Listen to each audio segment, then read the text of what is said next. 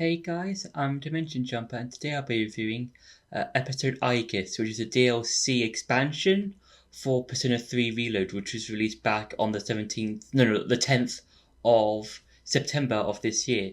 Now, the main plot is basically a remake of The Answer from Persona 3 FES, and it's basically this takes place about 2 months or so after the events of Persona 3, or mainly when it comes to episode Aigis, Persona 3 Reload, and the member of C's are basically preparing to move out of the dorms, but they have found themselves trapped in this time loop, and we're continuing to be March 31st, which is when the game takes place, until they find a way of breaking the cycle and they can leave the dorms. And they are introduced to a new character, Metes, who says she is Aigis' sister because they are both the same model of anti-shadow weapons. And she tells the C's members that the only way to free themselves from the time loop is to go through the abyss of time and find the origins of what's happening basically what's happening.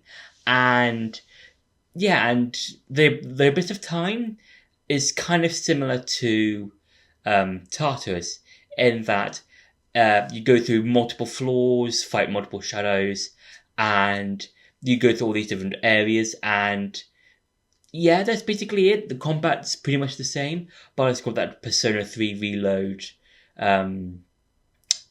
energy paint to it. And because I've never played Persona 3 FES, I don't know really the whole how it's comparing to how you compare it to episode Aigis, because I've only played in terms of Persona 3. When it comes to the main story, I only played Portable, so I can only use my experience from that. But when looking at episode Aigis, I think when you compare it to Portable or Reload, it's on the same quality as Reload, because it's got the same art style. It's using the Persona 5 engine, and it's still a good, from what I've seen from like bits of the remake or bits from the original Answer. It's still pretty good. It still holds up, and I think it's, from what I've seen bits and pieces, it adapts the Answer quite well. And I do like how it's sort of it's a nice sort of epilogue story to Persona 3 as a whole.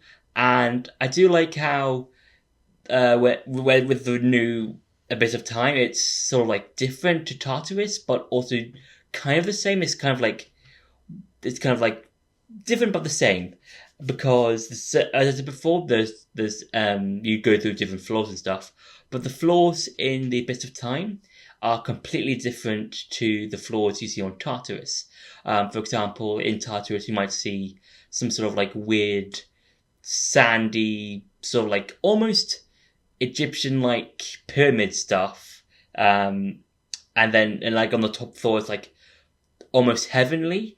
But for the Abyss of Time, there's some rooms that are futuristic looking, and some rooms that are sort of like more demonic kind of looking. And there are some floors like that in Tartarus, but some of the floors are quite different to the ones you see in the Abyss of Time, and when you compare them to Tartarus. And also you get to control Aigis this time, which is kind of obvious in the name of the DLC as a whole. And the way that Aigis interacts with the world is similar when it comes to like the non-fighting style, but when it comes to like engaging with shadows and stuff, it's kind of different. One of the reasons is because if you want to ambush a shadow, you can use Aigis' handguns, when compared to the main character, where he just slashes them with his sword or whatever weapon he's holding at the time. And that's a really interesting way of comparing the two different characters. Like, one's more because once you got a sword, they can it has to be more closer to an enemy. Whether there's Aigis, you have to use handguns, and you can use them more at a distance. So that's quite cool. But also, Aigis during one of the cutscenes awakens to the main protagonist's persona, that being I have to remember the name now. Orpheus. There we go, Orpheus, and yeah, that's quite cool. And you don't really see many characters awakening to another character's persona, in the sense that how every character you see in the Persona series all has their own personas, and it's not, and you don't really see them awakening to any other one's persona, excluding like DLC personas, which you see in like Persona 5, Persona 5 Royal, and in Persona 3 Reload, where you can use all of the Phantom Thieves personas. So yeah, that's quite cool. And yeah. And now it's time for some gameplay. So, before I get into the main gameplay itself, one of the things I do like about episode Aigis is that the loading screen, or the start screen, is kind of similar to how the start screen would be in the main game, in the main Reload game, in that you would see you'll basically see all the characters all just standing about in different parts of the room. So in the base game, it will be in the classroom where C's would be, and in episode Aigis, it's basically where it's basically in the main hall of the dormitory. So yeah. So the Abyss of Time is very different compared to Tartarus, because it's more downwards in terms of how you get to it, and Tartarus is more upwards in terms of how to climb it. And you can see a bunch of different doors, and each door it makes you go towards progress the story and that sort of thing. And you've got Elizabeth, and you basically there's the quests, or the requests you can do, and these can help you get more personas, better stuff, that sort of thing. And also, if you do all of them, you can get Joker, and that's basically the optional super boss in the game. Kind of similar to how the Persona 4 and 3 protagonists were like in Persona 5 Royal, but in this game you have to do the request to unlock Joker, unlike in Persona 5 Royal, where you just had to where you could just fight them whenever you want. So yeah, and also was a bit one thing that's sort of similar is you can go to the different floors, but one of the things is you can go to the deepest floor that you explored. So for example, if I went to the last floor of a particular area, I would be able to in the Abyss of Time. Okay, let's head out. I would be able to go to that floor. But in Tartarus, I can change from the different floors. So I can go to the first floor to the top floor, or from the middle floor to or depending whenever there was an optional room. That's what I'm trying to get at. So yeah. And with the Abyss of Time, it's kind of similar to how Tartarus was with the floors. When it comes to different stuff, different areas that you explore, there's different thematics you can find, and also there's warp gates you can find on some of the floors. So I think that's quite cool. Also, sort of layout or terms when it comes to the menu is quite different. So for episode Aigis, you have Aigis, and for the main game, you have the main protagonist. And another thing that's different is you can see Aigis holding up, I presume, a shattered piece of glass, and you can see you can change the different characters you see depending on what you're on, that sort of thing. And also, one thing I think that's the same is if you go to here, it's a different music. So, hang on, no, it's there. So I think you can get some new stuff as well, and some new music, but also some basically some new music from the different games, the personas. I mean, mainly the more modern Persona games. So I think that's quite cool. And yeah, I do like how if let's say you're exploring the dungeon, so right now you have like the default setting, but then you can go and change it to something like Junes, for example. Hang on. Save. So now I've got the Junes theme in a place that's more, that doesn't really in terms of like, you hear something cheerful like the Junes theme in takes like a bit of time, and it's just what, and it kind of takes you a bit out, I would say, of the thing into like oh, it's like but I think it's still fun. I think it's still fun. You can still have stuff like that. So yeah, and also if I can get to the gameplay now, like the main actual gameplay, if I just quickly switch off the if I change the theme,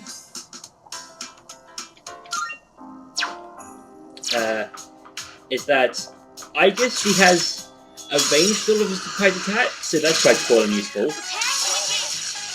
So the main gameplay is kind of the same, so you've got Aigis, that sort of thing, so each character all has their own Aigis. So for example,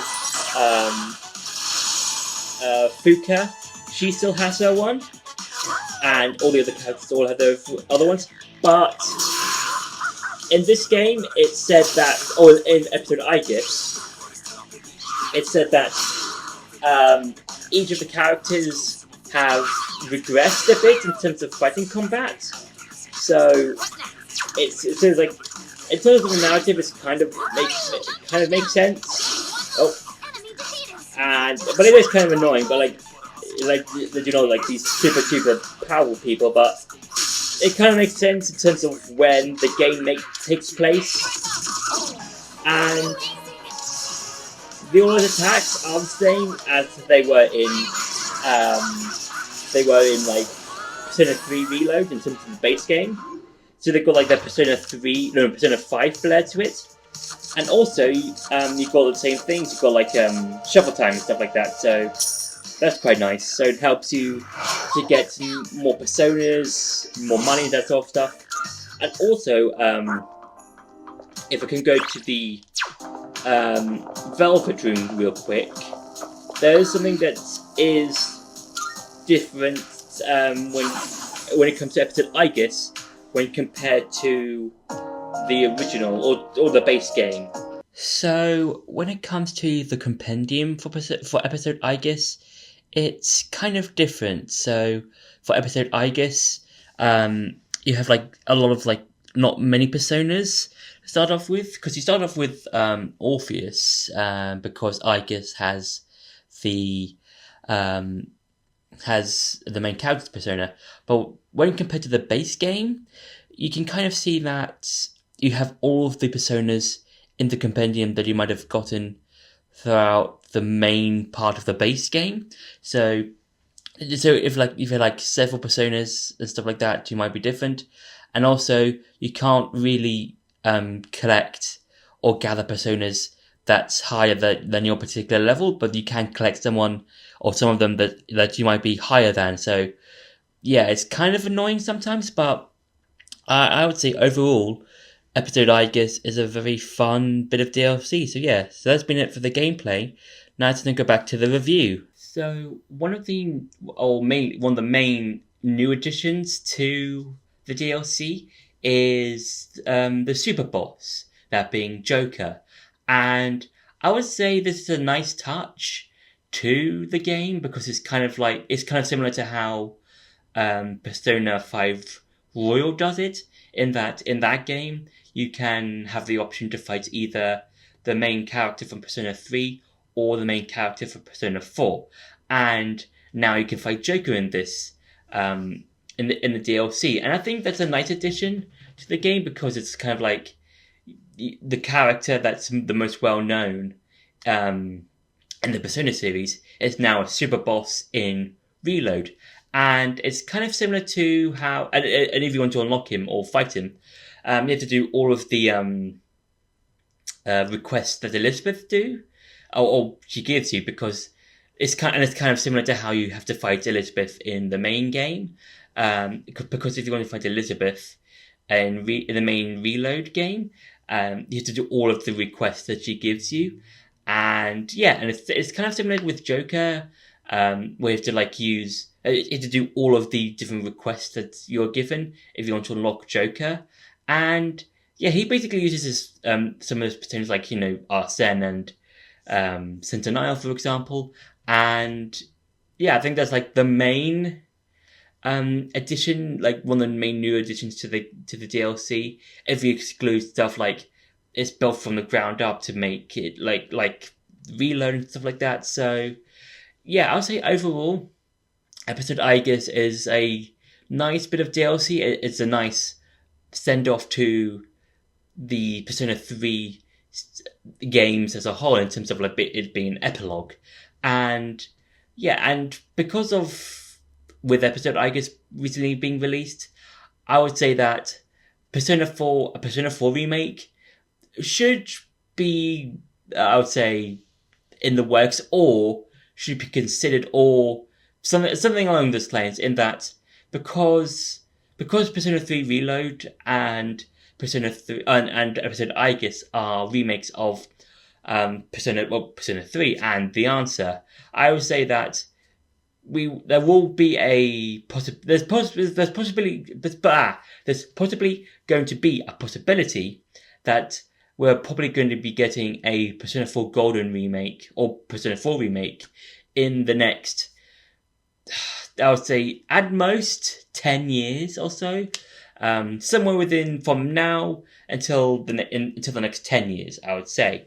But I feel like Atlas are probably going to make a Persona 6 game within that time, because I feel like they're not going to remake Persona 4 or Persona 4 Golden right now, and they're probably going to wait until a few years until they can make that, and they're probably going to be releasing a Persona 6 within that time. So I would say from now till 10 years, there's probably going to be a Persona 4 remake within that time, but before that, we're probably going to be seeing a Persona 6 somewhere in that time. So yeah, so overall, I would say episode Aigis is a nice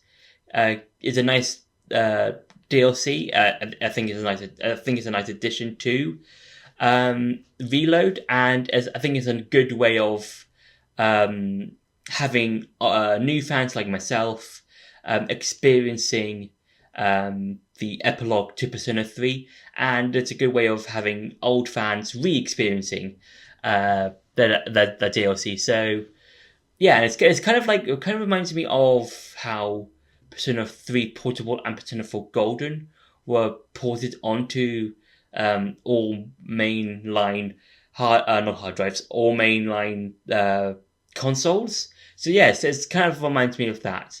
So yeah, so that's been my review for episode Aigis. I hope you enjoyed this video. Don't forget to like, share, and subscribe, and I'll see you in the next video.